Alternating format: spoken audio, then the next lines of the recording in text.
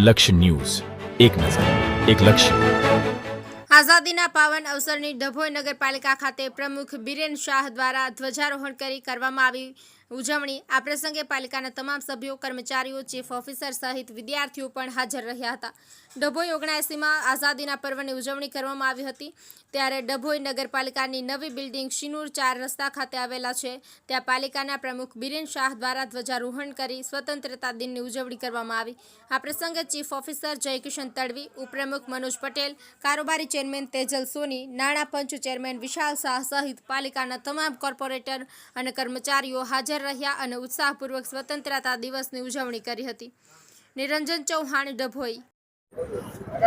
ડભોઈ નગરપાલિકા 15મી ઓગસ્ટ 79માં સ્વાતંત્ર્ય પર્વ નિમિત્તે ડભોઈ નગરની પ્રજા અને આગેવાનોને હાર્દિક શુભેચ્છા પાઠવું છું.